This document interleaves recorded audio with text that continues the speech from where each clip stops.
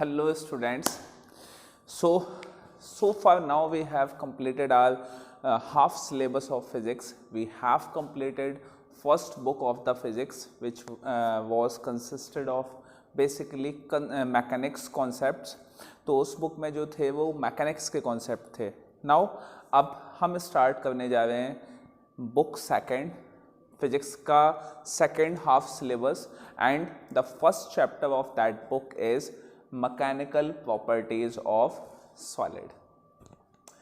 Mechanical properties of solid हम इस chapter में पढ़ेंगे.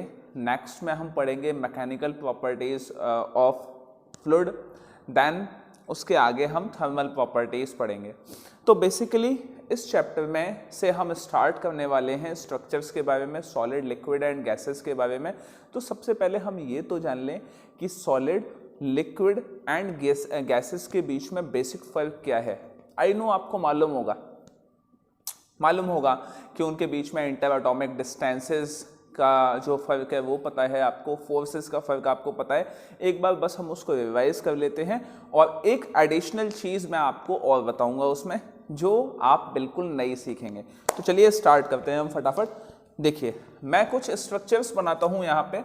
उन स्ट्रक्चर्स के बेसिस पे हम डिसाइड करेंगे कि कौन सा स्ट्रक्चर सॉलिड है, कौन सा स्ट्रक्चर लिक्विड है और कौन सा स्ट्रक्चर गैसियस है. मैं इसको नाम दे देता हूं, this is 1, this is 2 and this is 3. ठीक है, अब तीनों को ही हम कैटेगराइज करेंगे. कैटेगराइज करने के लिए एक टेबल बना लेते हैं और उस टेबल में हम देखेंगे कि क्या क्या कैटेगराइजेशंस हैं. This is solid, this is liquid and this is gases. चलिए, first gas categorisation part, that first categorisation part is intermolecular distance. कि जो मॉलिक्यूल्स हैं उनके बीच में डिस्टेंस कैसा रहता है. अगर वो सॉलिड के मॉलिक्यूल्स हैं तो डिस्टेंस कैसा रहेगा, लिक्विड के मॉलिक्यूल्स हैं तो डिस्टेंस कैसा रहेगा, और अगर गैसेस के मॉलिक्यूल्स हैं तो डिस्टेंस कैसा रहेगा. तो देखिए, अगर सॉलिड के मॉलिक्यूल्स हैं तो आप देख पाएंगे कि तीनों ही स्ट्रक्चर्स में सॉलिड के मॉलिक्यूल्स बहुत पास हैं, तो इनका जो इंटरमॉलिक्यूलर डिस्टेंस है वो बहुत ज़्यादा कम होता है. तो मैं इसको लिखूंगा क्या, लीस्ट डिस्टेंस होता है मॉलिक्यूल्स के बीच में. ठीक है, अगर मैं लिक्विड की बात करूं तो लिक्विड का क्या हो गया, मॉडरेट का मतलब है मीडियम, सॉलिड से ज्यादा. और गैसेस का क्या हो गया, ग्रेटेस्ट ऑफ ऑल. तीनों में सबसे ज्यादा जो इंटरमॉलिक्यूलर डिस्टेंस है वो गैसेस का है. चलिए, second part, that is inter molecular forces. अब इंटरमॉलिक्यूलर फोर्सेस सॉलिड, लिक्विड या गैसेस में से किस में ज़्यादा होती हैं. तो हमने देखा कि सॉलिड में इंटरमॉलिक्यूलर फोर्सेस मैक्सिमम होती हैं. So greatest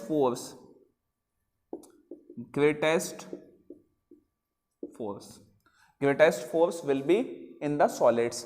then liquid again moderate, और गैसेस में लीस्ट, या मैं कहूं बहुत ज्यादा कम, minimum force will be there between the molecules, approximately equal to 0.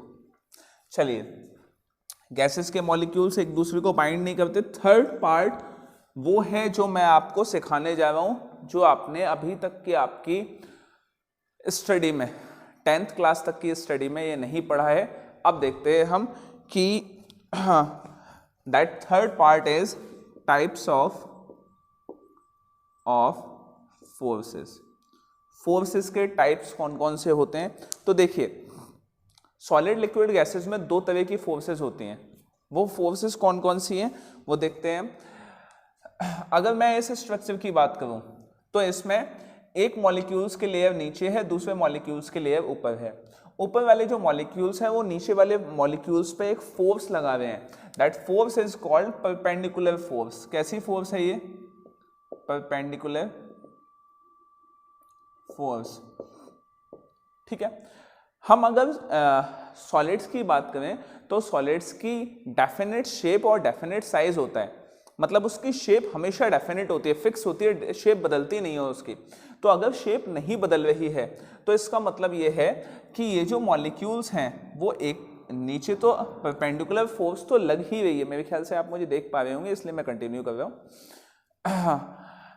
तो परपेंडिकुलर फोर्स तो लग ही रही है, नहीं मैं रोक लेता हूँ, शायद आप ना देख पा रहे हो। पॉज करता हूँ मैं वीडियो।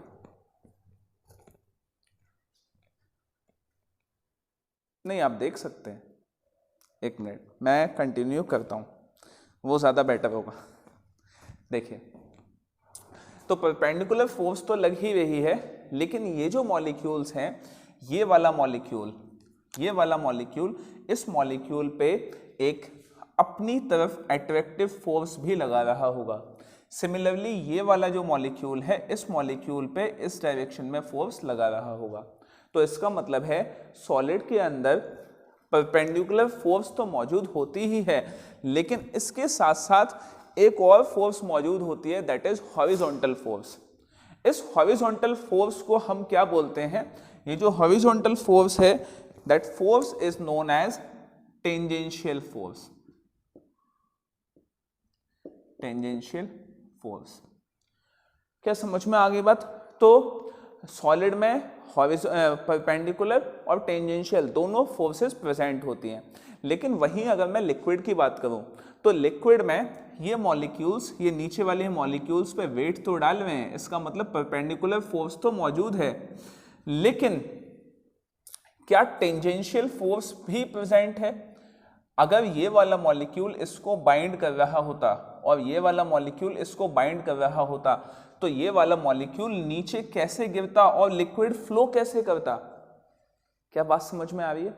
ये लिक्विड फ्लो कर पाया, ये मॉलिक्यूल्स नीचे लुढ़क पाया, किस लिए? क्योंकि इसमें हॉरिजॉन्टल फोर्स यानी कि टेंजेंशियल फोर्स प्रेजेंट नहीं है। बस ये एक चीज ये है, टेंजेंशियल फोर्स किसी भी सब्सटेंस की, किसी भी मटेरियल की शेप के लिए रिस्पॉन्सिबल होती है कि उसकी शेप क्या होगी। सॉलिड में वो प्रेजेंट है लेकिन लिक्विड में प्रेजेंट नहीं है, इसलिए लिक्विड की कोई शेप नहीं होती, उसकी शेप वो होती है जिस कंटेनर में आप उसे डाल देते हैं। क्या मेरी बात क्लियर हो गई?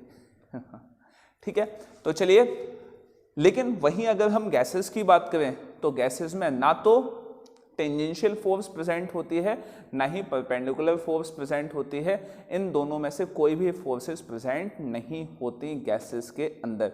ठीक है, तो मैं फटाफट लिख देता हूं ये चीज। देखिए, अगर मैं बात करूं सॉलिड की तो बोथ परपेंडिकुलर, लाइट आ गई, perpendicular and tangential forces are present, दोनों प्रेजेंट हैं। लेकिन अगर मैं लिक्विड की बात करूं तो इसमें टेंजेंशियल फोर्स एब्सेंट है, tangential force is absent, only perpendicular force is present. तो लिक्विड में हमेशा टेंजेंशियल फोर्स प्रेजेंट होती है, सॉरी टेंजेंशियल फोर्स एब्सेंट होती है, परपेंडिकुलर फोर्स प्रेजेंट होती है। लेकिन इसमें एक एक्सेप्शन है कि ये टेंजेंशियल फोर्स भी लिक्विड में आ जाती है, लेकिन सिर्फ एक केस में। वो तब होता है जब आप लिक्विड को एक बीकर के अंदर डाल देते हैं, किसी कंटेनर के अंदर डाल देते हैं। जब आप लिक्विड को किसी कंटेनर के अंदर डाल देते हैं तो ये लिक्विड कंटेनर की वॉल्स पे फोर्स लगाता है इस डायरेक्शन में, और न्यूटन्स थर्ड लॉ कहती है कि अगर ये वॉल्स पे फोर्स लगा रहा है तो ये वॉल्स भी लिक्विड पे फोर्स लगाना शुरू कर देंगी। इसकी वजह से एक टेंजेंशियल फोर्स लिक्विड के अंदर पैदा हो जाती है। क्या समझ में आ गई बात? ठीक है, लेकिन अगर लिक्विड बीकर के अंदर नहीं है, किसी कंटेनर में नहीं है, तो उसके अंदर कोई भी टेंजेंशियल फोर्स नहीं होगी, यानी कि वो फ्लो कर सकता है। तो एक जो आपके दिमाग में चीज़ रहनी चाहिए कि टेंजेंशियल फोर्स किस चीज़ के लिए रिस्पॉन्सिबल है, that is responsible for the shape, shape के लिए रिस्पॉन्सिबल है, ठीक है। लेकिन अगर मैं गैसेस की बात करूं तो both perpendicular and tangential forces are present, दोनों टेंजेंशियल और परपेंडिकुलर फोर्स दोनों, सॉरी मैंने गलत लिख दिया, I am sorry, are absent, absent हैं दोनों, प्रेजेंट होती ही नहीं है इसमें, ठीक है। तो ये बेसिक, और बाकी आपको मालूम है डेफिनेट शेप एंड वॉल्यूम इसमें नहीं होती है, शेप फिक्स नहीं होती, वॉल्यूम फिक्स होता है, इसमें शेप और वॉल्यूम दोनों ही फिक्स नहीं होता। तो ये तो बेसिक चीज़ें आप जानते हैं। अब हम आते हैं आगे, हम स्टार्ट करते हैं, इसको मैं रैप कर देता हूँ फटाफट, और आगे अब हम स्टार्ट करेंगे different properties of solid. Solid की डिफरेंट प्रॉपर्टीज पढ़ेंगे कि अलग अलग प्रॉपर्टीज क्या हैं। जो आपके सिलेबस में एक प्रॉपर्टी है सॉलिड की, दैट इज इलास्टिसिटी, कि वो इलास्टिसिटी एक प्रॉपर्टी है जिसको आपको स्टार्टिंग में अभी पढ़ना है। तो हम जो पढ़ेंगे अभी दैट इज इलास्टिसिटी, कि इलास्टिसिटी क्या होता है। तो ज़रा आप सोचिए कि क्या आपने इलास्टिसिटी जैसा कोई शब्द कहीं सुना है? हाँ, आपने इलास्टिक तो सुना है। इलास्टिक कैसी होती है, या रबर बैंड कैसी होती है कि आप उसको खींचिए, खींचने के बाद उसकी शेप बदल जाएगी। शेप का मतलब है उसकी कन्फिगरेशन बदल जाएगी। ये कन्फिगरेशन वर्ड मैंने बहुत यूज़ किया है जब मैंने आपको पोटेंशियल एनर्जी पढ़ाया है। अगर आपको याद नहीं है तो मैं वापस से आपको बता देता हूँ। कन्फिगरेशन का मतलब होता है अरेंजमेंट ऑफ मॉलिक्यूल्स। मैंने अभी बात की किसकी, एक रबर बैंड की, एक रबर बैंड की बात की जो इस तरह से पड़ी हुई है। आपने इसको, इसके मॉलिक्यूल्स कुछ इस तरह से हैं, यहाँ पे यहाँ पे यहाँ पे यहाँ पे यहाँ पे यहाँ पे यहाँ पे यहाँ पे यहाँ पे और यहाँ पे इसके मॉलिक्यूल्स हैं। अब क्या किया आपने, इसको पकड़ा और इसको स्ट्रेच किया। जब आपने इसको स्ट्रेच किया तो इसकी शेप बदल गई, कुछ ये ऐसी हो गई। मतलब अब मॉलिक्यूल्स के बीच का डिस्टेंस बदल गया। जब मॉलिक्यूल्स के बीच का डिस्टेंस बदल गया तो इसका मतलब मॉलिक्यूल्स का अरेंजमेंट भी बदल गया, और अरेंजमेंट बदल गया तो इसका मतलब क्या बदल गई, कन्फिगरेशन बदल गई। क्या समझ में आ गई बात? तो कन्फिगरेशन क्या है, अरेंजमेंट ऑफ मॉलिक्यूल्स। मॉलिक्यूल्स के अरेंजमेंट को हम कन्फिगरेशन बोलते हैं, ठीक है। तो देखिए, तो सबसे पहला टॉपिक मतलब that is elasticity. Now what is elasticity? Elasticity है क्या कि किसी भी चीज़ पे आप फोर्स लगाएं, फोर्स लगने के बाद उसकी शेप बदल जाती है, उसकी कन्फिगरेशन बदल जाती है, लेकिन जब आप वो फोर्स हटा लेते हैं तो उसकी कन्फिगरेशन वापस से वैसी ही हो जाती है। उसकी कन्फिगरेशन वापस से वो अपनी ओरिजिनल कन्फिगरेशन को रिगेन कर लेता है। जब कोई भी सॉलिड वापस से अपनी कन्फिगरेशन को रिगेन कर लेता है, that property is known as elasticity. उस प्रॉपर्टी को हम बोलते हैं क्या, इलास्टिसिटी। क्या आपको बात समझ में आ गई? तो इलास्टिसिटी एक प्रॉपर्टी है जिसमें कोई भी अब मैं बात करूंगा बेसिकली सॉलिड की, कोई भी सॉलिड अपनी जो ओरिजिनल कन्फिगरेशन है उसको रिगेन कर लेता है जब उस पे से कोई डिफॉर्मिंग फोर्स हटा दी जाती है। एक बार वापस से समराइज करूं, देखिए ये आपके पास एक स्प्रिंग बैलेंस है, इसमें स्प्रिंग की शेप कुछ होगी। मैंने कहा अभी आपको यहां से तो नहीं दिखाई दे रही, एक मिनट मैं इसको हटाता हूं जरा, शायद आपको दिख जाए।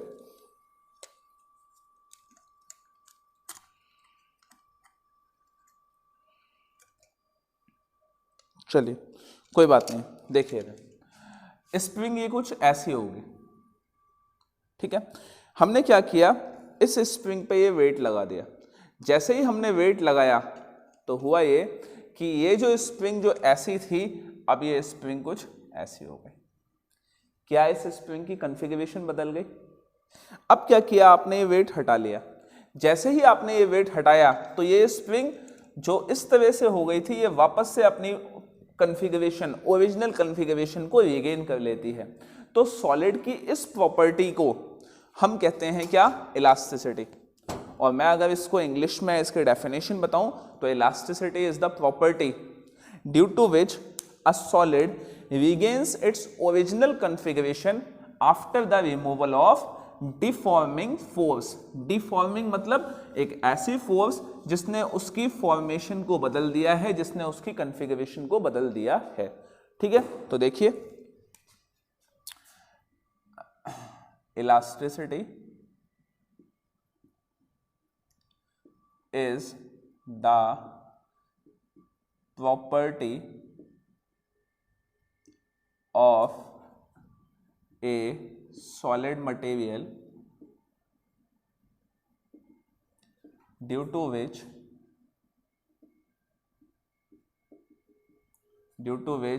a material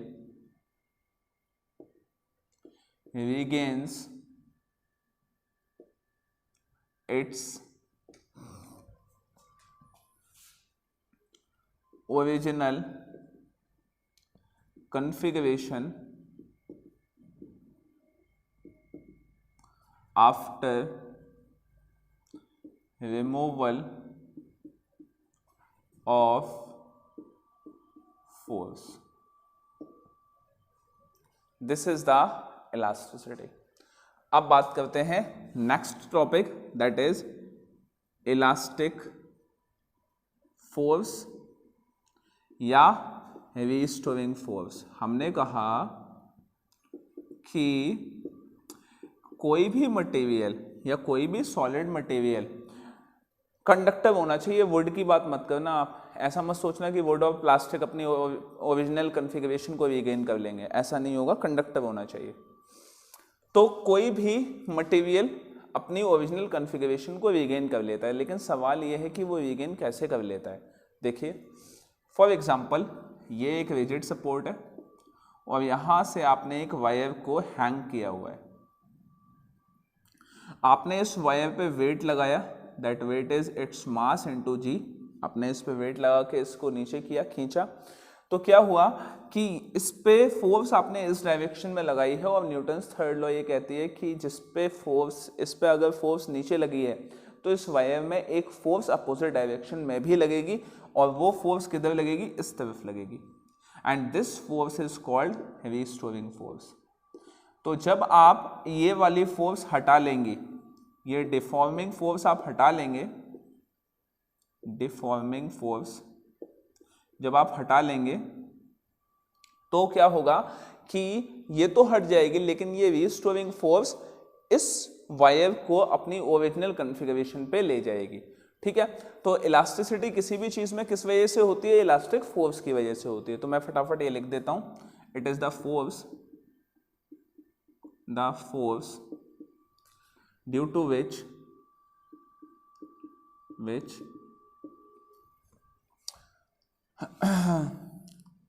a material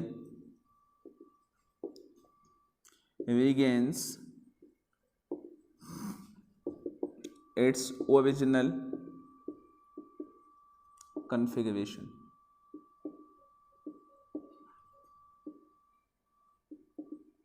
comma its direction is opposite to deforming force. Deforming force से अपोजिट होता है इसका डायरेक्शन। क्या आपको ये बात क्लियर हो गई, समझ में आ गई? चलिए, तो आज हमने ये स्टडी की, elasticity, deforming force and about the substances liquid, solid and gas. और हमने ये भी पढ़ा कि कोई भी मटेरियल जो है उसमें टेंजेंशियल फोर्स कब लगती है, परपेंडिकुलर फोर्स कब लगती है, शेप के लिए कौन सी फोर्स रिस्पॉन्सिबल होती है। तो ये सारी चीज़ें आज हमने पढ़ी। अब नेक्स्ट टॉपिक है स्ट्रेस। अब हम आगे जो पढ़ेंगे दैट इज स्ट्रेस, और स्ट्रेस के बाद पढ़ेंगे स्ट्रेन। चलिए, थैंक यू सो मच।